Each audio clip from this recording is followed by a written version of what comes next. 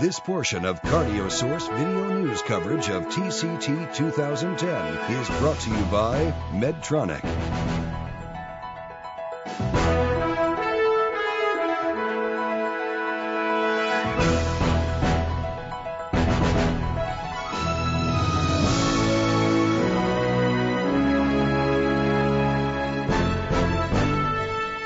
Welcome to CardioSource Video News. I'm Dr. Randy Martin.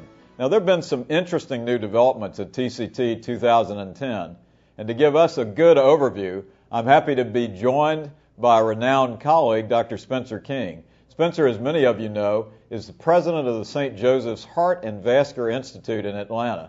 Spencer, thanks for joining us. So you've been in depth at the meeting. What's been some interesting things to you this morning?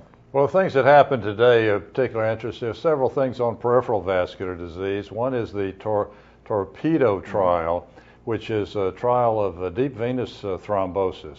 And what they were testing was whether percutaneous removal of thrombus in addition to anticoagulant was better than the anticoagulant approach, and it was. Yeah. And it proved to be better, and I think this will give hope for patients because it not only reduced recurrent events, but it reduced things that are adverse, the complications, pretty dramatic. Things like leg edema, skin induration, those kind of things. Those sort of things. Exactly. If that pans out, I mean, that could have really potential impact because, as we all know, DVT is a big deal in hospitalized patients. It is, and it's the peripheral vascular world is getting more and more interesting as the coronary world becomes more of a commodity. So it becomes stable.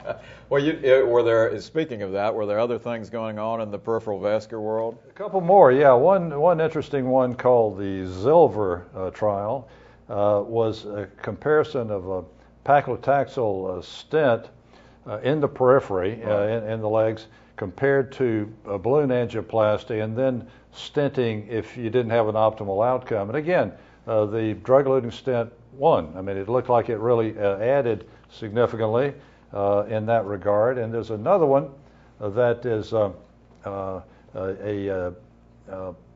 polymer-free sirolimus-eluting stent compared to bare metal stent in the infrapopliteal area, below the knee, small vessels.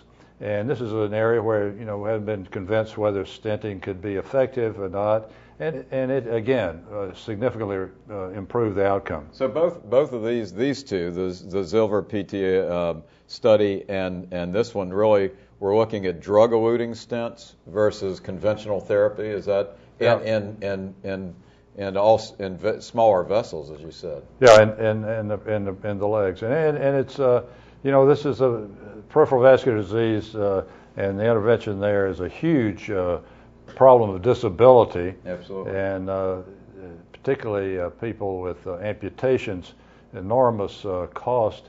And so being able to interfere with things that lead to amputation are critical. And so this might have a role in the diabetics or people like that. I mean, since peripheral vascular disease is such a big deal now. Yeah, I think diabetics would be the major component of this group. Yeah. Well, that's good. Any other things that have intrigued you this morning?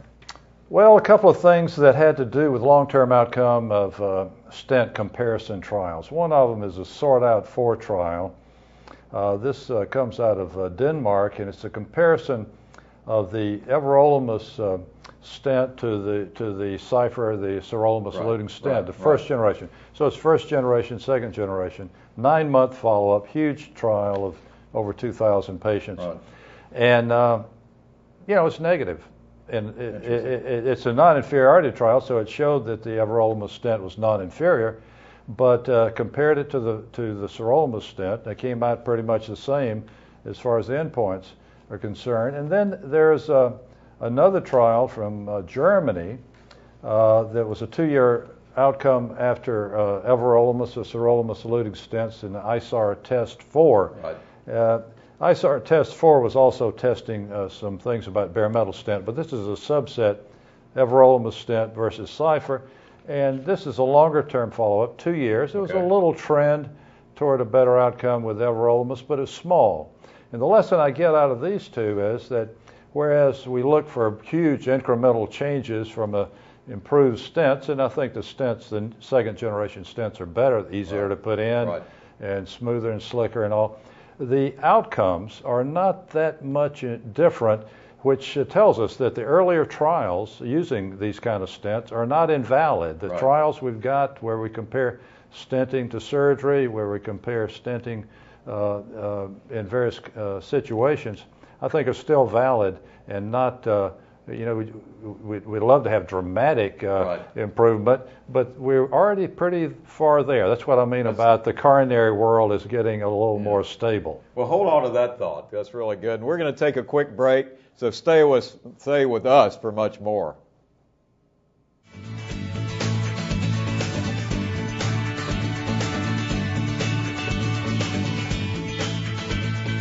Medtronic proudly introduces Integrity BMS, now available in the U.S. Visit MedtronicStents.com for more information.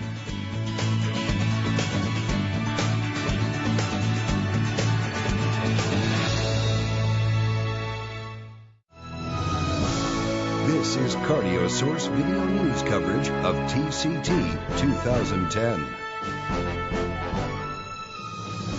Welcome back. We're continuing our discussion on developments at TCT 2010 today. Spencer has been kind enough to join us. I sort of cut you off there before the break. You were really talking about two trials that looked at the newer and the older generation stents. And again, what was your take on that?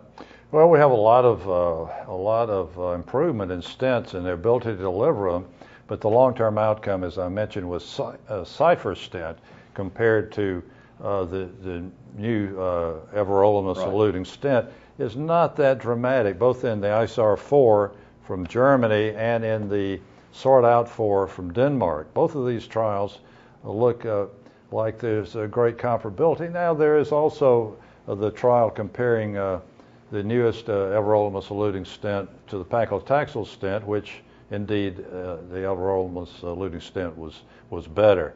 But the bottom line lesson for me is that drug-eluting stents give a pretty predictable outcome, and that predictability is good in a way because it helps us understand that trials that we did over the years are still valid and not invalidated by new developments. We were talking earlier, and there's an interesting trial called the BLAST trial, which really looks at this whole way to interfere with the inflammatory response. What was your thoughts on that? Yeah, so BLAST is very interesting as a systemic drug that's a monocyte inhibitor, and since monocytes are playing a critical role in atherosclerosis and also in injury after stenting and other things, the experiment here was to compare patients receiving bare metal stents with systemic administration of this drug, which is transient, of course. But it does have a life of several days, and then look at the outcome in terms of late loss down the line. So indeed, it was a negative trial overall, but they had some pre-specified subgroups. They were diabetics, pre-specified, and there were patients with high monocyte counts. The diabetic group trended a little better, perhaps, in the diabetic with this new agent. But the monocyte group had a significantly improved late loss, so less late loss if you use the agent. On the other hand, patients who did not have high monocyte counts went a little bit in the other direction, not significant. But it might enable you to discriminate, find some biomarker that if you're going to use systemic therapies in some patients to influence late loss, restenosis, and in the future perhaps something about atherosclerosis, you might have to subdivide the patients and look at type them out. Right, have a personalized approach to treatment. That's pretty neat. And then you had also mentioned to me about the Horizon AMI study. What went on in that? Well, Horizon AMI is clearly the most definitive test of bare metal stents versus drug-eluting stents and STEMI, and ST elevation infarction. And we had a 1-year follow-up that showed an absolute 3 percentage point difference in re-intervention, no difference in clinical outcome of death and MI. So now they've got a 3-year follow-up. And in the 3-year follow-up, they've subdivided patients, again, with a little personalized approach, low, intermediate, and high risk based on things like the length of the lesion, diabetes, Killip class, and so forth. And by doing that, they can show that at 3 years, the target lesion reintervention rate is no difference, bare metal drug-eluting in the low-risk group, slight in the intermediate, and then much more in the high-risk group. So again, you might be able to identify patients who are better served with acute infarction with drug-eluting stents, and other patients who are, in fact, not benefiting. Again, this the theme of tailor-making your therapy to the characteristics of the patient. Exactly. I think that's where we're headed. Personalized medicine calls for going away from this one-size-fits-all idea. Well, super. Listen, you've done a yeoman's job of covering all this, so thank you very much for joining us. And we clearly want to invite each of you to check back with cardiosource.org throughout the day. And we'll continue to bring you good information from TCT 2010. I'm Dr. Randy Martin. Thank you for joining us.